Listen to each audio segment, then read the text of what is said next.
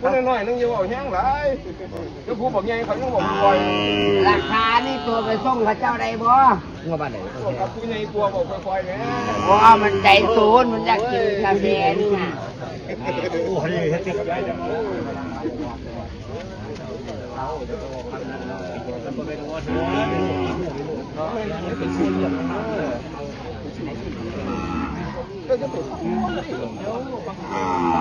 เป็นยัง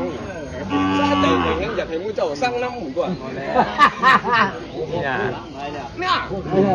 มันพูดฮะแม่รู้32,500ลูกเพิ่น8,000ลูกมันขายได้ไหม8,000เนี่ยขายจะกระเบิดขนาดบ่มาแล้วนะควร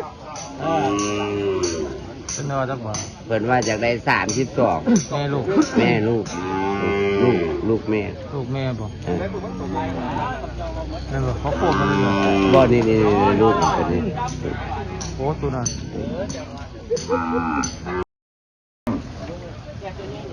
ดีครับพ่อแม่พี่น้องกับเพื่อนๆทุกคนนะครับเด้อมาพอกันอีกแล้วทางช่องเพื่อนคนทำเกษตรสำหรับท่านใดเข้ามาแล้วก็ฝากกดไลค์กดแชร์กดติดตามและอย่าลืมกดกระดิ่งกันด้วยครับเด้อเพื่อได้แจ้งเตือนคลิปใหม่ๆก็สำหรับคลิปนี้มื้อนี้เด้อพี่น้องเด้อเสาร์วันพฤหัสเด้อพี่น้องมาอยู่ทั้งตลาดนัดโคกระบือทั้งอำเภอพันนาพี่น้องบ้านลักเจ็ดจังหวัดสกลนครเด้อพี่น้องเด้อเสาร์วันพฤหัสช่วงนี้ก็เป็นช่วงโรคระบาดพี่น้องโรคปากเท่าเปื่อยปศุสัตว์เป็นมาตรวจความพร้อมในตลาดพี่น้องเช็คโรคเพื่อที่ไม่ให้น้ำยาบ่จักเพราะว่าช่วงนี้ช่วงเป็นโรคปากเท่าเปื่อยเพื่อจะระวังงัวควายผู้ใดเป็นโรคเป็นไข้ยาน้ำเข้ามาตลาดด้วยพี่น้องเด้อมามันจะแพร่ใส่หมูเด้พอเจ้าหน้าที่ทั้งกลุ่มบริษัททั้งกองมาตรวจเรื่อยเลยกำลังกันพี่น้องตลาดนัดเฮานำง่วงควายเป็นโรคเข้ามาแล้วมันก็จะแพร่ใส่หมูแพร่กระจายไปมันก็สิยากพี่น้องยากพี่น้องในบ้านเฮานี่ละยากของเกษตรกรเลี้ยงง่วงแล้วพี่น้องรถกำลังเข้ามา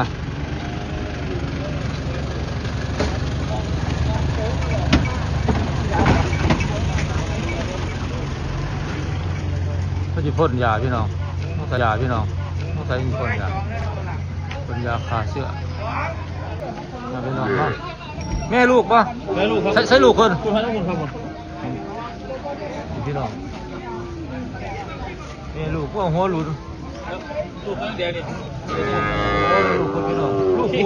กครูเขาF31ใบเกิดF31เนาะมีใบเกิดแล้วเลยได้จังมือละเกินนี่ได้เป็นข้อเดือนแล้วครับไปข้อเดือนเนาะแม่เพิ่นลูกจักโตแล้วด้วยซองเลยครับแม่ลูกที่2พี่น้องง่วงหัวหลุดเนาะธรรมศาสตร์รุ่นธรรมศาสตร์ได้พี่น้องสูงเท่าไรล่ะความสูง134ลูกที่2เนาะแม่เพิ่นสมอีกเขาได้สมเนาะยังแม่ท้องว่างราคาเปิดไปเท่าไรล่ะ42,500ครับ42,000กับ500เนาะราคานี่ต่อรองเอาเนาะนี่พี่น้องลูกเพิ่นลูกกูผู้ลูกผู้นี่พี่น้องลูกเพิ่นราคา42,000กับ500ราคานี่ต่อรองได้ห้อยวุฒิกระวุฒิห้อยวุฒิเบอร์โทรติดต่อ091 383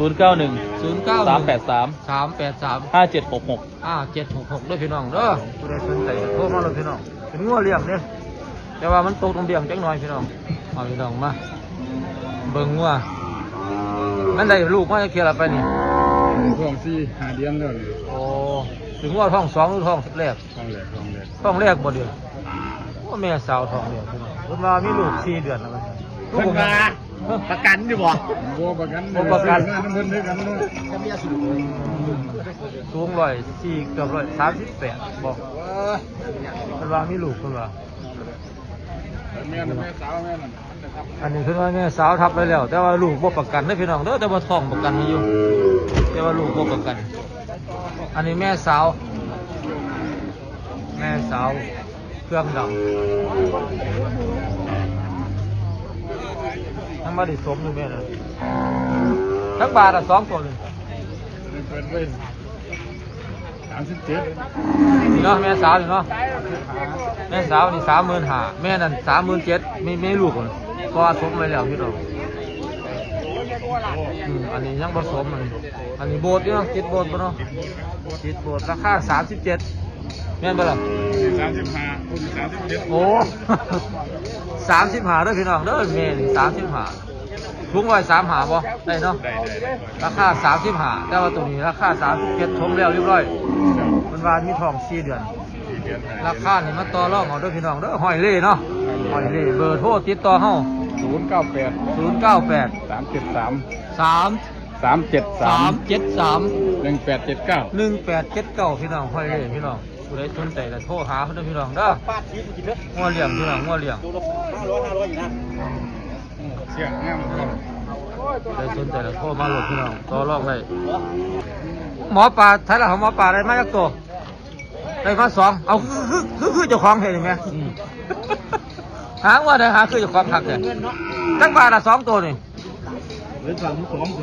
โอ้อันนี้32,000งัวเลี้ยงบ่หรือว่าขางัวเลี้ยงงัวเนื้องัวอันนั้นเลี้ยงพี่น้องมันสมไปนี่2 เดือนนะโอ้สมมา2 เดือนแล้วเนาะสม2 เดือนแล้วพี่น้องมันได้ลูกจักตัวแล้วลูกแรกนี่บ่ลูกตัวแรกเลยบ่โอ้ลูกที่2ในท้องฮะลูกแรกในท้องนี่เป็นแม่สาวมาว้าย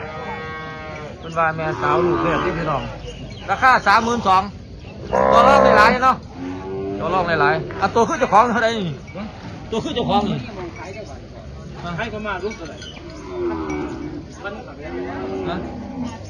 เศร้าเท่าไหร่นี่ราคาเท่าไหร่เศร้าเท่าไหร่โอ้เศร้าหานี่ต่อเอาเนาะเศร้าหาต่อเอาตัวเป็นงัวเนื้อได้ตัวเนาะงัวเนื้ออย่างเดียวตัวนี้เป็นงัวเลี้ยงได้พี่น้องเด้ออันนี้เลี้ยงได้พี่น้องแต่ว่าตัวนี้สำหรับเนื้อพี่น้องของหอยป่าเบอร์โทรติดต่อเขาเบอร์089 04แล้วก็88317ถูกต้องเนาะหมอป่าพี่น้องผู้ใดสนใจก็โทรมาเด้อพี่น้องเด้อมาต่อเอาพี่น้องมีงัวเนื้อตัวนึงกับงัวเลี้ยงตัวนึงพี่น้องโทรมาโหลดหมอป่าโอ้อันนี้มูนี่ได้แม่นมันนี่ เล่นครับ ลูกมันเนาะ ได้ลูกมันได้ลูก ไอ้ลูกเพิ่นโอ้นี่ตัวนี้เนาะแม่ลูก 53ครับ ราคา53พี่น้องแม่ลูกลูกจักตัวแล้ว พาก็ได้ลูกตัวนี้ลูก2ครับ โอ้ลูก2พี่น้องลูก2แม่เพิ่นสูงเท่าไหร่ความสูงเพิ่น104ป่ะ พอที่ว่าต้องให้ แม่ลูกพี่น้องราคา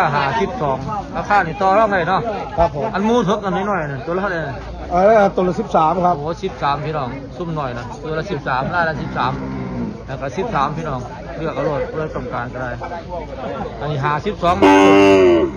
ห้อยหยังล่ะซื้อ ห้อยเพชรครับ ห้อยเพชรเบอร์โทร 085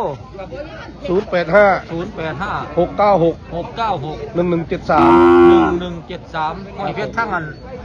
ท่ากาดบ่อยู่กาดบ่ อยู่ทั้งพังขวางครับ ทั้งขวางพี่น้องทั้งขวางก็พี่น้องหัวเหล่พี่น้อง เจียวเริ่มตะลุด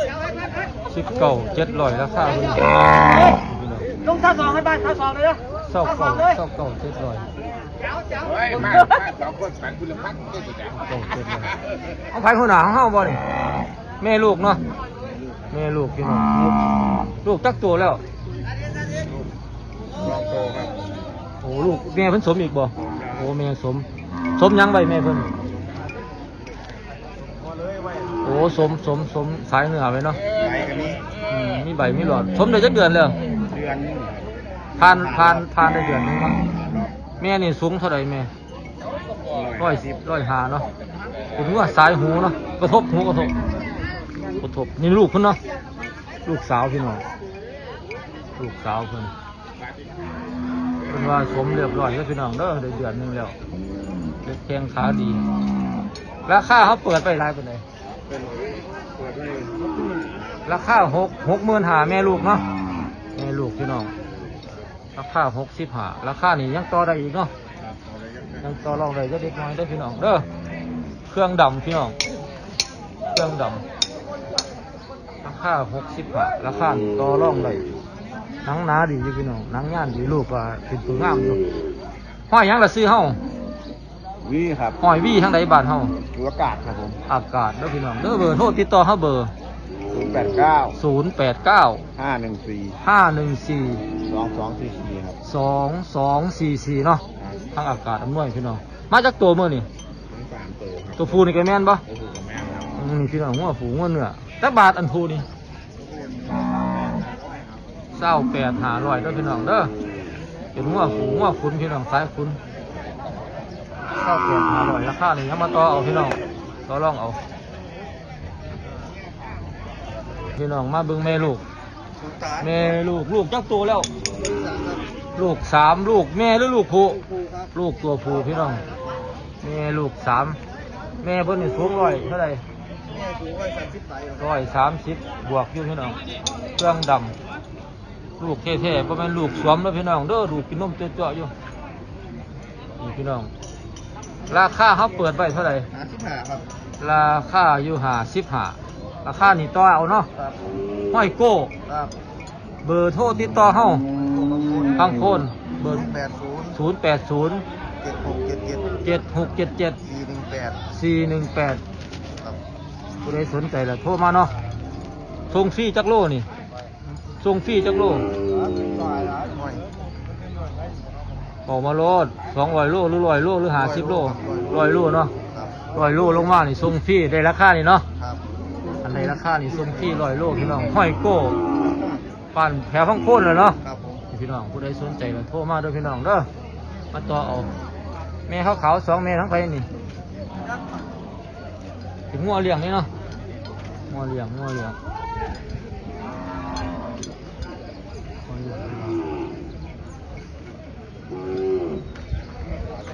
อันนี้แม่แม่สาวของไผ่ละหำของเจ้าบ่ ยังกำลัง บ่แม่นของห้อยนงเนาะแม่นห้อยนงบ่ฮะ ครับผม แม่นอยู่เนาะ ลงว่าซิ่ง งงว่าสิ่งพี่น้องว่าแม่สาวร้ายไปได้ล่ะเดือน เศร้าหากับเศร้าสี่ โอ้อันนี้เศร้าซีเนาะอันนี้เด้อันนี้ เศร้าเจ็ด เศร้าเจ็ด ครับผม นี่พี่น้องราคาเศร้าเจ็ดพี่น้องถึงงวดแม่สาวพี่น้องใครสนใจก็จังโทรมาต่อรองเอาด้วยพี่น้องเพราะว่าเศร้าเจ็ดเศร้าซีตัวนึงพี่น้องเศร้าหาห้อยหนุ่งเนาะเบอร์โทรติดต่อเบอร์ 093 093 503 503 2713 2713 ครับ ห้อย ผม หนุ่งข้างไหนละบ้าน ทางเตาง่อยค เตา รับ เงาเตาง่อยด้วยพี่น้องเตาง่อยด้วยพี่น้องเด้อเตาง่อยพี่น้องผู้ใดสนใจแล้วโทรมาเลยพี่น้องมาต่อเอางัวแม่แยกลูกเนาะแยกลูกพี่น้องเป็นงัวไทยเฮานี่บ้านเฮานี่เนาะงัวไทยกลางพี่น้องลูกจักโตแล้วลูก2แล้วลูก2แต่ว่างัวมันตกน้ำเลี้ยงพี่น้องขาดเลี้ยงบ่ค่อยดีตัวจังหน่อยราคาเท่าไหร่ราคาเพิ่นราคาอยู่23ราคานี่ต่อรองได้เนาะมาตัวเดียวห้องห้อยกันนี่เนาะแม่นบ่ กัน ห้อยกันพี่น้องห้อยกันเพิ่นห้องไว้23ผู้ใดสนใจก็จังโทรมาสอบถามมาต่อรองนำเพิ่นเด้อพี่น้องเด้อเบอร์โทรเฮาเบอร์ใดล่ะ 093 093 756 756 7717เนาะ 8717 8717เด้อพี่น้องเด้อห้อยกันพี่น้องเพิ่นว่างัวแยกลูกไว้ให้พี่น้องงัวไทยงัวไทยบ้านใครสนใจก็ต้องโทรมาพี่น้องมาต่อ แล้วมันจะไปถาม ไปถามหาลูกเขาเนาะ เฮียพวกถาม คนแม่หนังหนาเลยขึ้นพี่น้อง มุกดีเลย ฮะ มุกดีแล้ว ขายแล้วเลยครบนี่ เข้าแปด ฮะ รถไปรถ 28,000ใช้แล้วตัวขายน่ะ แล้ว28ก็พ่อเอาเลย นี่บ่บ่แม่นดอก วางเจ๊เท่าไรก่อนเลย โอ้ครบนั่นขาย2ขาย28 โอ้ก็พ่อเอาเลย พี่น้องต้องขาย28นี่28แต่ว่ายังครบนี่เนาะ ครับนี่พวกนี้ โคมนี่ลูกแม่พี่น้องลูกมุกไง ลูกจักตัวแล้วแม่เพิ่น ถือว่าจี้หรือเปล่าครับ ลูกชี จี้ ลูกชีแม่นี่สูงเศร้าบ่ร้อยเศร้าเท่าไหร่ ร้อยเส้าหาย ร้อยเศร้าหาเนาะราคาอยู่ที่ ห้อง42ครับ 42ราคาต่อรองได้ ต่อรองเลยครับ ห้อยเจ๊เนาะ ครับ เบอร์โทรติดต่อเบอร์ 086 086 281 281 1739ครับ 1739ด้วยพี่น้องเด้อแล้วยังหางัวเลี้ยงอยู่กับมันซื้อพี่น้องลูกมันมุกดีพี่น้องหนังนานพี่น้องเครื่องกระดำลูกมันเหรอ ครับ แม่ดำว่าเครื่อง แม่กระดำครับ แม่กระดำเนาะพี่น้องขายพวกนี้เลย แม่ดำราคานี่มาต่อเอาด้วยพี่น้องเด้อ แม่ขึ้นแล้วเจ้ามันก็เลยสม โอ้นมมันดีได้ลูกไงนะพี่น้องราคานี่ต่อรองเลยมาต่อเอาด้วยพี่น้องหอยเจ๊ 3 แม่ม่านบ่ ครับม่าน4 ม่าน4 เดือนแล้วเนาะพี่น้องเป็นลูกแรกเลยเนาะว่าสาวทองแรกพี่น้องเครื่องดำสูงเท่าไหร่ฮะ136พี่น้องสมพอยังไงพอบ้านเขาเนาะพอบ้านม่านได้หลายเดือนแล้ว4 เดือน5 เดือนแล้วพี่น้องราคาอยู่ที่เปิดไป33ราคานี่ต่อได้เนาะห้อยหยังล่ะซื้อเฮา พอเท่าครับ พอเฒ่าเนาะอยู่ไสบ้าน ถ้าสงพร 2 คอนเบอร์โทรติดต่อเฮาเบอร์ 084 084 270 270 3794 3794ห้อยเขาเด้อพี่น้องเด้อมาจากตัวมื้อนี่ เดียวครับ มาตัวเดียวเนาะห้อยนอนนี่ห้องเฮาบ่นี่แม่นบ่แม่ดำๆนี่ห้อยเจ๊เขาเจ้าบ่นี่ ผมให้สั่งครับ โอ้ห้อยสังเพิ่นว่าจักบาทละห้อยสัง 65,000 65แม่ลูกเนาะลูกกับแม่ย่างดีพี่น้อง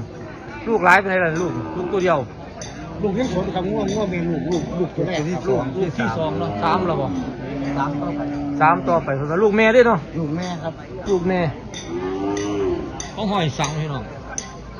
มันแม่ดำแม่สีดำสูง104บวกเนาะ45พุ่นแล้วเนาะนี่พี่น้องหอยสังเด้อพี่น้องเด้อ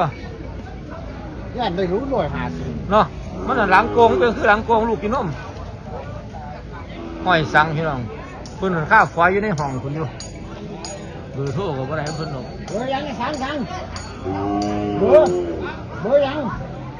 เบอร์092 695 3814ห้อยสังทั้งอันดงหมกไฟเนาะนี่พี่น้องเด้อพี่น้องเด้อผู้ใดสนใจอยากได้โทรหาเพิ่นเด้อพี่น้องงัวเลี้ยงงัวแม่บ่ใหญ่แม่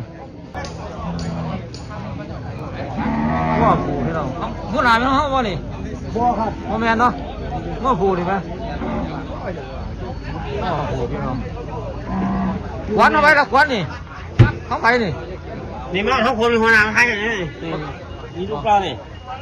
งัวแม่บ่ ครับหัวแม่นี่ อ๋องัวแม่สาว แม่สาวครับ อันนี้เด้นี่ อันนี้เอาบักเล็กน้อย เพิ่งหน่อยแม่สาวเท่าไหร่แม่สาวน่ะ 35,000คนน่ะก็ได้ ราคา35เนาะ ครับ รา ก็ คา ได้ ตัวเทิกนี่เด้ ตัวเท่าที่2หัวหน้า 12เนาะ เฮ้ยก็ได้เบิ่ได้หัวหน้า ไปทางไหนเดี๋ยวนี้ไปโอ้ย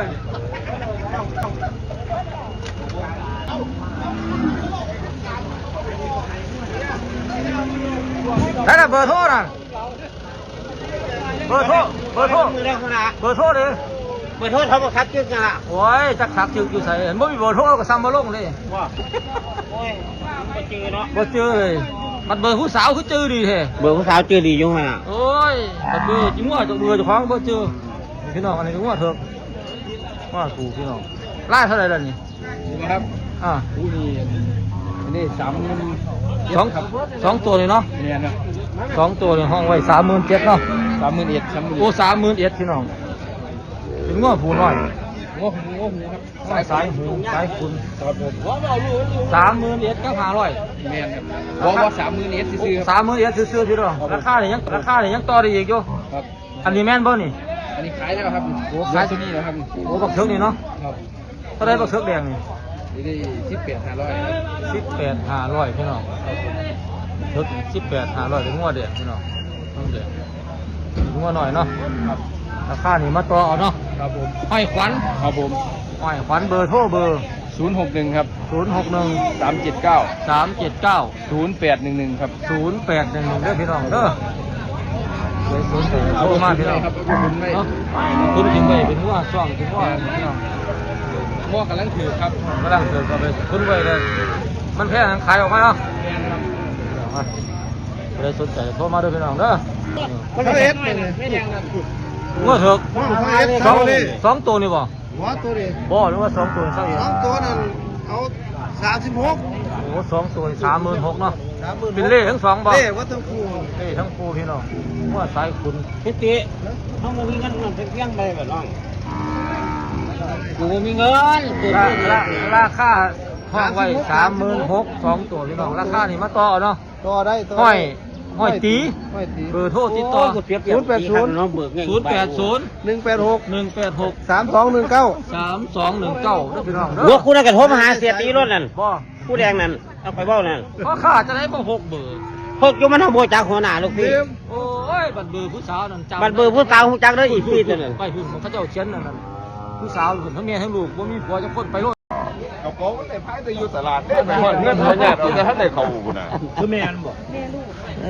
ลุงคือเอาดูเส้นมาเดี๋ยวนี้จะสิคนนั้น ไม่ได้ยินดีแค่ว่ารู้ ว้าย ซื้อมาเป็นไร ดูได้ก็ดี ก้าที่เขาไป ตอนนี้สิใจอ่อนเด้อ อ้วนก็ดุนดุน แม่ลูก ได้เลยแม่ลูก ครับข้าวที่ไหนถ้าก็จะหายกำไรยืน จังหวะเลย หายกำไรยืนมันสิน้องเอาเพียงเพียงก็จะได้30 มันเฮาให้ เที่ยงนี่30,000 บ่มักคน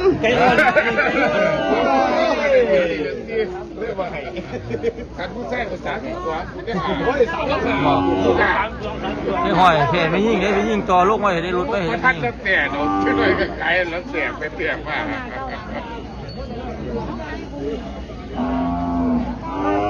ใกล้ที่เจ้าอ่อนแล้วใกล้ที่เจ้าอ่อนแล้ว แม่ลูกพี่น้องลูกของแม่ฮะเขาก็กินหมดก็ไม่กินผ้ากันเท่าไหร่ล่ะเอาไปเป็นเซตเองเพิ่นห้องเท่าไหร่ล่ะ เขาจะซื้อเราซื้อกินบุญใครเห็นเหล้ามันหลงประกาศขายมันพัน นั่ง ตัว ซื้อแล้วเนี่ย อะไรผม นั่งมึง ผมให้ได้ให้30เจ้าสิซื้อกูเจ้า โอ้แต่ ขายลูกสาวผมจะเปียว ให้ลูกขายลูกสาวเสแดงน่ะ ขายลูกสาวผมจะเปียวว่าลูกอีพง ลูกสาวเล่าแล้วเนาะ เขาก็เท่าแม่แล้วมันได้ยินเหมือนน่ะ หายว่าสิหาเรื่อง แต่กูจะว่าหุ่มมันเป็นอย่างเนาะเอาให้เล่าได้ลบออกด้วยลบออกด้วยอันนั้นเนาะย่าไป เลือดใบ ย่อเขาไม่ได้ จ่อเขาหลดเราใจอ่อนไว้ไว้เราแพ้ไม่ยิ่งกว่าเขานี่ ก็มันหาดิโอ้ยเจ้าเก่าหายไปเลย คนละครึ่งเนี่ยไม่เอาคนละครึ่ง โอ้ยสุดลายได้ขาย ขายรถรุดเท่านี้ก็สร้างดอกรุดดำเที่ยนี่ บุ้งเมย์นี่นี่เห็นบ่ไปทางไหนบ้านนี่ได้กันละพี่น้องได้กันแล้ว รีตูดไม่ได้บาดรูปต้องพัดเกียร์ พี่น้องเป็นว่างัวพม่าเหงื่อหลายเด้อพี่น้องพี่น้องอายุฮอด2 ปีไปนี่ พ่ออะไร เนาะแก่แล้วล่ะเนาะ 2 ปีใหม่แล้ว ราคาเพิ่นเท่าไหร่ล่ะ 32ครับตัวนี้ ราคา 32,000 ทั้งรถ35,000 ราคา32เลยพี่น้องเด้อตัวนี้ต่อรองได้เนาะ เนื้อครับเนื้อ งัวเนื้อ งานแต่งงานศพงานบุญ รายการเนาะ เลยครับ ตัวนี้เท่าไหร่ราคาเพิ่นตัวนี้ 35 ตัวนี้ก็35 อันนี้มัน3 4เข้า4ปีแล้ว อ๋อรับเป็นงัวเนื้อเท่ากันเนาะ ครับเนื้อ งัวเนื้อพี่น้องมาจากตัวละมื้อนี่ วันนี้เอามา มาแต่งัวเนื้อบ่ 7ตัวเหลือ2 โอ้เดี๋ยว2ตัวนี่เนาะห้องห้อยซักเนาะ ครับ เบอร์น้องบัวแดงเบอร์โทรติดต่อ 080 080 769 769 3040 3040นะพี่น้องเด้อหอย เอา ซัก 65เด้อครูดิเด้อ พี่น้องงัวเนื้อคือกันพี่น้องอันเมื่อชิปอันช่วงนี้เบิ่งงัวเนื้อหางงัวเนื้อต้องทายใส ตอนเช้าอันท้ายแล้วเขาเจ้าก็ชื่อเบิดพี่น้องเลยมาทายช่วงสายๆให้ตัวงัวเนื้อนี่เพราะว่ายังมือสอนพ่อข้าเขามาก่อนเบิดทายที่งัวเรือเนาะอันเขาเฝ้าทายแล้วมันก็มีความหมายเนาะสารเนาะเขาเจ้าซื้อไปก่อนวันนี้ทายตัวที่ค่อยบ่ซื้อเนาะอันเทิงนี่เท่าไหร่ก็หัวละ30,000 ตอนนี้เนี่ย ตอนนี้ละ 30,000กับ500 30,000กับ500นี่ขายเนาะห้อยควันพี่น้องห้อยควันเบอร์โทร ห้อยสัง ฮะเขาห้อยสั่งบ่เบอร์โทรเขาเบอร์ใดล่ะ 092 092 695 695 3814 3814เด้อพี่น้องเด้อ ผู้ใดโทรมาก่อนเนี่ยเศร้าหา เนาะ ขาย โอ้ครับผมเอาแล้วครับ ผมเอาแล้วครับพอจะเล่น นี่พี่น้องหัวหูพี่น้องบาทสิ้นเด้ป่ะเป็นบาทสิ้นเนาะมีลูกบ่นี่ ผมเดือนกันยาครับ โอ้สมเดือนกันยาแล้วพี่น้องความสูง105พุ่นเนาะเกือบ65เนาะราคาอยู่ที่ 52ครับ 52ราคานี่ต่อได้เนาะต่อรองได้ห้อยหยังเลยซื้อเฮา อีครับ ห้อยอี อีพังฟัง อีข้างฝางเบอร์โทรติดต่อ 061 061 104 104 3739 3739ด้วยพี่น้องเด้อราคา52ผมหัวพี่น้อง โตได้ครับ เพิ่นว่าราคาได้ยังต่อได้อีกเพิ่นว่า อันหนึ่งกันได้ สูงจนเพิ่นเอาลูก2ลูก3พี่น้องเป็นไงมันสิสูงพี่น้องโอ้ยไปยาก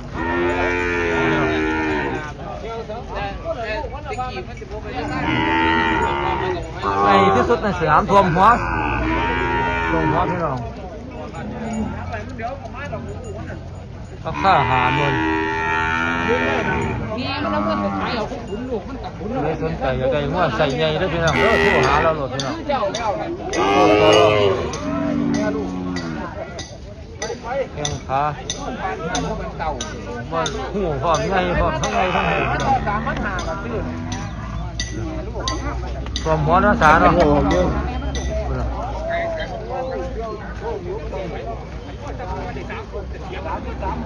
งัวเลี้ยงพี่น้องงัวเลี้ยงเป็นว่าสมไว้เรียบร้อยแล้วผ่านรอบแล้วหญ้าบางอันรถอยู่นึงนี่กินอิ่มบ่นี่มันตัวใหญ่เนาะก็เลยสนใจแล้วโอ้มาหาเพิ่นเด้อพี่น้องเด้อมาต่อรองเอาแม่ลูกคือบอกหัวหน้าเขาใครล่ะหัวหน้านี่เล่ ของไอ้หนุ่ยครับ ของหัวหน้าอยู่นี่เนาะ ของมันเนี่ยอยู่ หัวหน้าอยู่แม่ลูกเด้อเนาะแม่นบ่แม่ลูกของหัวหน้าอยู่นี่พี่น้องหัวหน้าอยู่นี่เอาขายแล้วไปตรงบ่ขายเลยบ่หรือขายอยู่จักบาทล่ะไล่เสือ29ลงราคาไปนี่ ลง ครับ ไป ตะกี้ห้องไลฟ์เลยตะกี้เดี๋ยวนี้29เนาะ29พี่น้อง29ห้อยโต้งทางอากาศ29ต่อรองได้เบอร์โทรติดต่อเบอร์ 063 063 1020 1020 357 357เนาะห้อยโต้งพี่น้องเพิ่นห้องไว้29พี่น้องมันสมแล้วไปนี่ห้องว่างเนาะห้องว่างพี่น้องห้องว่างเป็นว่า29ราคาเนี่ยต่อรองเอาตัวนี้เด้บันเท่าไหร่ตัวนี้ นี่บ่ อยู่ 6,000หมู่ ของเฮาบ่ล่ะ ครับผม 26พี่น้องราคา26พี่น้องหอยต้มเด้อพี่น้องเด้อผู้ใดสนใจ ให้30,000แม่ 30,000ลูกมันมีบ่นี่ ลูกนี่ระว่างแล้ว ลูกในท้องพี่น้องเพิ่นขายไปแล้วขาย 30,000 ใช้ไปซื้อ พี่น้องไปส่งเพิ่นดูไปส่งเพิ่นค่า 30,000เพิ่นขายแล้วพี่น้องขายเรียบร้อยแล้วฉลองกันย่างขนาดเลยโอ้ยมันซุ่มนุ่มกันนี่พี่ซุ่มนุ่มกันใช่แล้วขายบ่เราไปได้ฉลองกันได้ฉลองกันย่างดี ฉลองหวานแล้ว มันบ่มื้อนี่เนาะ กินแล้ว ห้อยเพิ่นมันพี่น้องเพิ่นฉลองกัน ของมึงบอกจะขาย23อะไรก่อน13 ของไปล่ะ ชื่อเราบ่ต้องขายเราบ่ ขอเขาให้ตัว2,500 โอ้แล้วจะได้13เนาะก็จะได้13พี่น้องราคาในตลาด 2,500 เขาให้2,500ติง่วงทุกหน่อย อันแม่นี่ห้องไปสันแม่นี่มุสามุหอยเพชรแม่นี่ห้องไปนี่ วสัน ว่าสันติจักบาทล่ะ ตัว94โอ้24มันมีลูกบ่นี่ ไม่ผมก็บ่จักเดี๋ยววสันสมหรือบ่ สมแล้วไปโอ้ทองว่างพี่น้อง24บาทติ สมเจ้าของงวด ว้า เจ้าของงวด ราคา24 ต่อได้ครับต่อ เนาะ ได้ ต่อรองได้เนาะ ครับผม หอยว่าสันบาทติ หอยวสันน่ะ เบอร์โทรเพิ่นเบอร์ใดล่ะ วสันเบอร์โทร เบอร์โทรนี่ราคาพี่น้องสนใจเนาะ เบอร์โทร098 098 66 66 05 05 344 344 หอยวสันเด้อ ว่าสันเด้อพี่น้องเด้อเพิ่นว่า หอยโล 24 ละบาทส่งพี่ 100 โลนี่ส่งฟรีพี่น้อง ลูกเราที่ขาแกเรา งัว เพื่อนครับ งัวลาดบ้านเฮาเลยพี่น้อง ไม่เหรอ น้องแม่ลูกเพิ่นว่าลูกตัวแม่ย่างดีพี่น้อง ลูกจักตัวแล้วลูก2หรือลูกแรกลูก2เนาะลูก2พี่น้องราคาอยู่ 32,000เนาะ 33,000 33,000พี่น้องลูกตัวแม่ แม่คนสมแล้วไป แม่ยังบ่สมพี่น้องว่ามันก็พกนมเดืองจังหน่อย ราคา33เนาะ 33ราคานี่ต่อได้เด้อ ราคาติดต่อได้พี่น้องมาอีกโคมหนึงครับพี่น้องนี่พี่น้องนี่ก็งัวไทยพี่น้องลูกแม่คือกันหรือลูกผู้ ลูกเทิก ลูกเพิกพี่น้องลูกจักโตแล้ว ลูกตัวที่3 ลูก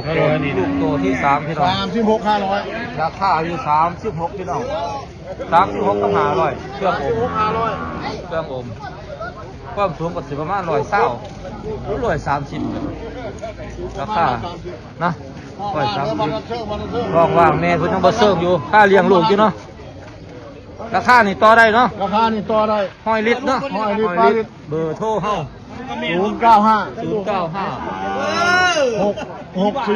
646 4328 4328ด้วยพี่น้องเด้อ ต่อโทษเด้อมาแม่นมาขายไปแล้วจังโทษมาเด้อขายไปแล้วจังโทษมาเด้อ ผู้ใดสนใจแล้วโทรมาพี่น้องเพิ่นว่าฝ้าวโทรเด้อเพิ่นว่า ขายไปแล้วจังโทษมา พี่น้องเพราะว่าต้องไม่โลกปากเท่าเปื่อยเจ้าหน้าที่ทั้งปศุสัตว์เพิ่นมาโคนรอพี่น้องคนน้ำยาเพิ่นมาทุกนัดบ่ บอจ้ะอันนี้ค่ะ มันกลัวมันเป็นโรคเขาก็สิเอา โอ้ว่าเป็นโรคหนักเนาะส่วงนี้เนาะมันก็ต้องวัคซีนต้นยาฆ่าเชื้อพี่น้อง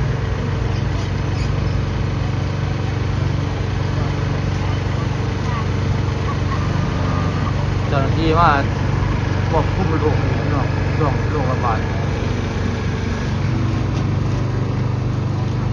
ไอ้คนนี่นะ ฮะเพียงใด นี่ไอ้ งามอยู่บ่ตาง ามไทยไปเอาเพชรไปเลยเอาลงเพชรหาค่าดองเลย เจ้าหน้าที่ปศุสัตว์พี่น้องออกมาดูแลควบคุมโรค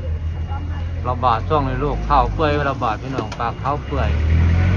ระบาดหนักอยู่ทั้งสกลนครก็เป็นอยู่พี่น้องเข้าควบคุมเลย